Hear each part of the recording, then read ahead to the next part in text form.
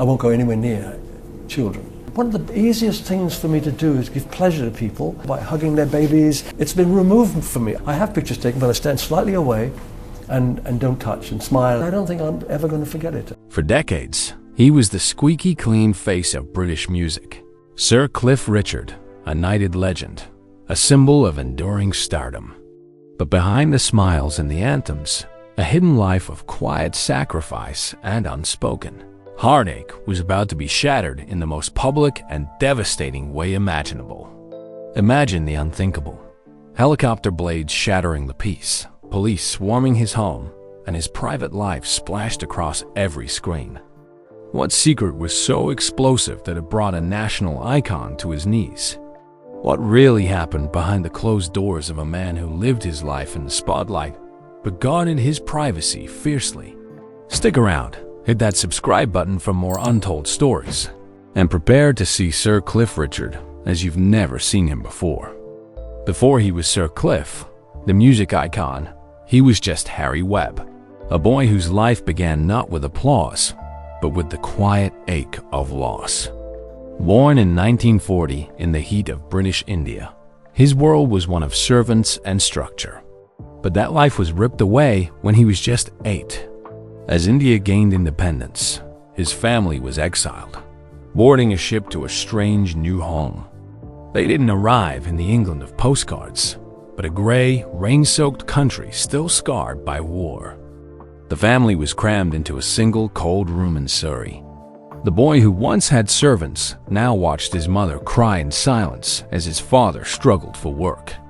These years of quiet hardship, far from the glamour to come, forged an unbreakable resilience within him. He learned that survival depended on a strong will and a charming smile. This wasn't just a tough childhood. It was the foundation for the man the world would come to know. And it was in this gray world that he discovered a flash of color that would change everything. That flash of color was American rock and roll. On the radio, the rebellious energy of Elvis Presley and Little Richard cracked something open inside him. This wasn't just music. It was a lifeline. The shy Harry Webb began to fade, replaced by a new persona. Cliff Richard, a name that sounded strong and movable. He and his band, the Drifters, recorded a track called Move It. It was meant to be a simple B-side, nothing special. But when a radio DJ flipped the record and played it on air, everything changed.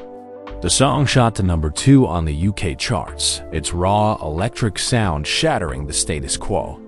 It was hailed as the first authentic British rock record, and just like that, a star was born.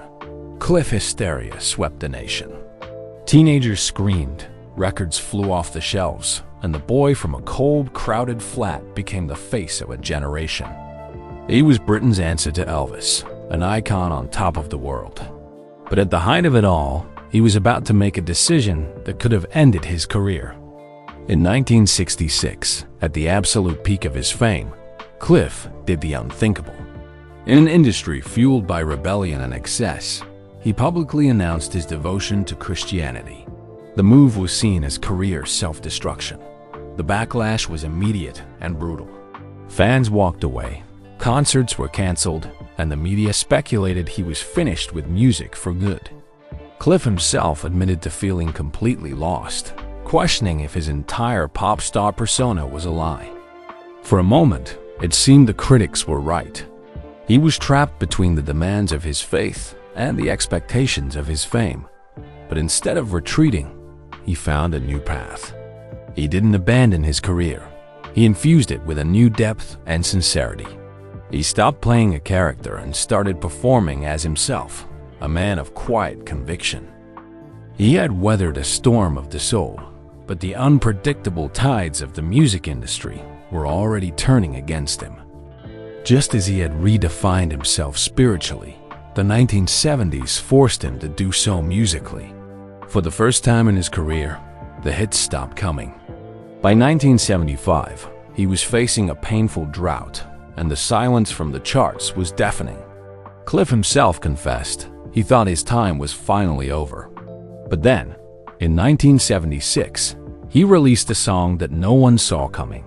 Devil Woman was a bold, haunting track that was worlds away from his clean-cut image. It was a massive risk, but it paid off spectacularly. The song soared into the top 10 in America, giving him his first major US breakthrough. Critics who once dismissed him were suddenly stunned. He wasn't the teen idol anymore. He was a mature artist with a new, darker edge. He had proven he could reinvent himself to stay on top. But behind the scenes, his heart was telling a much more tragic story of sacrifice and loss. While his career was a story of triumphant comebacks, his personal life was a quiet study in heartbreak. For Cliff, it seemed love was a price he was never willing to let his career pay. Perhaps the most poignant example was his 50-year bond with Olivia Newton-John. He later admitted, "I was in love with her, but she was engaged to someone else, his own bandmate." They remained close friends and collaborators, their shared harmonies hiding a lifetime of unspoken affection. But this wasn't a one-time event. In a gut-wrenching letter to another love, dancer Delia Wicks, he confessed the cruel truth. As a pop star, he had to give up the right to any lasting relationship. It was a conscious sacrifice, a choice to put his mother, his sisters, and his music before his own heart. He loved in silence and mourned with dignity, leaving the world to wonder about the man who gave everything to his audience, but kept almost nothing for himself. And that silence would fuel decades of relentless speculation. That dignified silence fueled a storm of speculation that followed him for decades. As the eternal bachelor, tabloids relentlessly questioned his private life, whispering rumors they could never prove. But Cliff Richard refused to play their game. He never offered explanations or justifications. Instead, he met the intrusion with a quiet, unshakable grace. When pressed, his response was a masterclass in deflection, not of guilt, but of principle. "If I was," he once stated plainly, "would it matter?" In a world demanding confession, he chose sanctuary. He found companionship on his own terms, notably with John McLean, a former missionary who became his closest confidant and support system. Cliff described it simply: "It's nice to have someone who cares about you, just because you're you." He built a fortress around his heart, believing some things deserved to be sacred, not sold as headlines.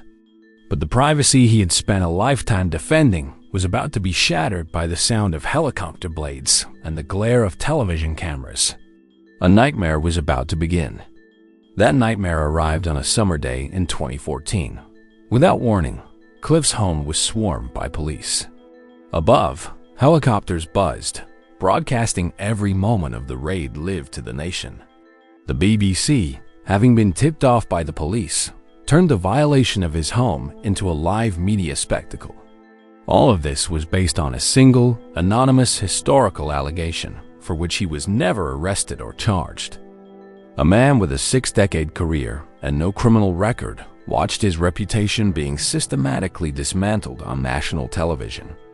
For 22 harrowing months, he lived under a cloud of suspicion, stripped of his privacy and the presumption of innocence.